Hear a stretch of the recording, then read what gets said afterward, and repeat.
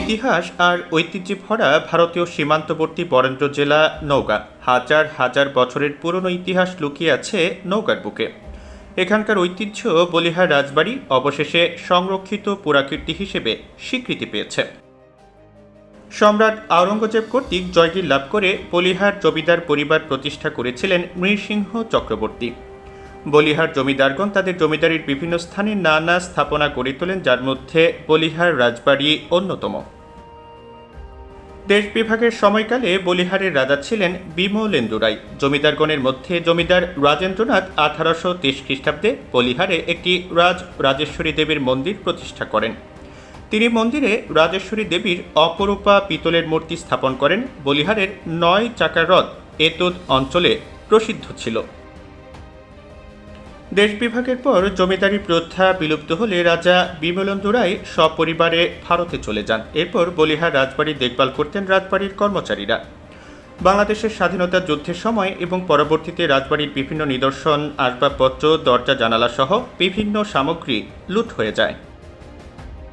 বর্তমানে রাজবাড়ির স্থাপনা যা এখনও টিকে রয়েছে, এর মধ্যে রাজবাড়ির সামনে প্রকাণ্ড তোরণ, ভেতরের কম্পাউন্ডে প্রাচীন নাথ মন্দির, রাজেশ্বরী মন্দির, জোড়া শিব মন্দির আর বিশাল 3 তলা বিশিষ্ট প্রাসাদ রয়েছে। প্রতিদিনই দেশের বিভিন্ন স্থান থেকে শতাধিক পর্যটক দর্শন করতে আসছেন বলিহার রাজবাড়িটি। দ্রুতই বলিহার রাজবাড়িটি সংস্কার করা সহ পর্যটন বান্ধব পরিবেশ তৈরি করার দাবি পর্যটকদের। এটা অনেকটাই নষ্ট হয়ে গেছে, এখনও যতটুকু আছে এটা যদি সংস্কার করা হয় তাহলে একটা বাংলাদেশের ঐতিহাসিক হিসাবে একটা পর্যটক কেন্দ্র হবে। তা আমরা সরকারের কাছে দাবি এটা সংস্কার করা হোক। এখন এগুলো প্রত্নতত্ত্ব অধিদপ্তরে এগুলো নিয়ে আরও সংস্কার করে আরও অনেক উন্নত করে মডিফাই করে এভাবে করা হচ্ছে যাতে দর্শনার্থী আসে। এখানে ঘুরতে আসছি, তো ঘুরে বলিহার রাজবাড়িটা দেখার জন্য আসছি, তো দেখলাম ভালোই লাগলো। আমরা মাঝে মাঝে আসি, তো এই রাজবাড়ির আরও সংস্কারের প্রয়োজন আছে। এখানে অনেক কিছু ভাঙাচুরা বা এসব দেখলে আমাদের খুব খারাপ লাগে। এখানে প্রতিদিন দেশের এবং দেশের বিভিন্ন বিদেশ থেকেও পর্যটকেরা এই বলিহার রাজবাড়ি দেখার জন্য আসে। প্রায় 200 বছরের পুরনো ঐতিহ্য একেবারে ধ্বংসস্তূপের দ্বার প্রান্তে।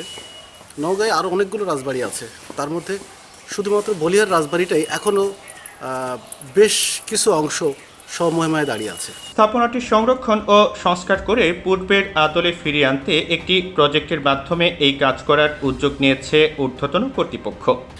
আর যেহেতু বাড়িটির অবস্থা অনেক খারাপ, বিভিন্ন জায়গায় ফাটল দেখা দিয়েছে, আমরা কর্তৃপক্ষকে বিষয়টি জানিয়েছি। ইতোমধ্যে আমাদের সম্মানিত মহাপরিচালক মহোদয়ের পরিদর্শনের কথা আছে, উনি হয়তো আসবেন। আমাদের সচিব মহোদয় উনি ইতোমধ্যে পরিদর্শন করেছেন। আমরা যতটুকু জানি বলিহার রাজবাড়ি নিয়ে একটি প্রজেক্ট নেওয়া হবে, যেটির মাধ্যমে এই রাজবাড়ির যেই ধ্বংস যে প্রাপ্ত যে অবস্থায় আছে এটিকে কিভাবে আগের আদলে নিয়ে আসা যায়, প্রত্নতত্ত্ব অধিদপ্তর সেই ব্যবস্থা নেবে। প্রত্নতত্ত্ব অধিদপ্তরের পাশাপাশি স্থানটিকে আরও আকর্ষণীয় ও পর্যটন বান্ধব করতে প্রশাসনের পক্ষ থেকে নানা পদক্ষেপ গ্রহণ করা হয়েছে। বলিহার রাজবাড়িটি নওগাঁ সদর নয়, এটি নওগাঁ জেলার জন্য একটি উল্লেখযোগ্য জমিদার বাড়ি। আমাদের এখানে যে জমিদার বাড়িটি রয়েছে, এখানে প্রচুর পরিমাণে দর্শনার্থী শুধু নওগাঁ জেলা থেকে নয়, বাইরে থেকেও আসে। এটির একটি ঐতিহাসিক ভ্যালু রয়েছে। মূলত 12 ভূঁইয়াদের সাথে যে যুদ্ধটি হয়েছিল মানসিংহের, এই যুদ্ধটি এই এলাকা ঘিরেই হয়েছিল বলে প্রচলিত রয়েছে। তো আমরা এটিকে সংস্কার করা প্রয়োজন বলে মনে করি এবং অত্যন্ত খুশির বিষয় হচ্ছে যে প্রত্নতত্ত্ব অধিদপ্তর এটিকে গেজেটভুক্ত করেছেন। এর সাথে আমার মনে হয় এটির সংস্কারের একটি দ্বার উন্মুক্ত হয়েছে।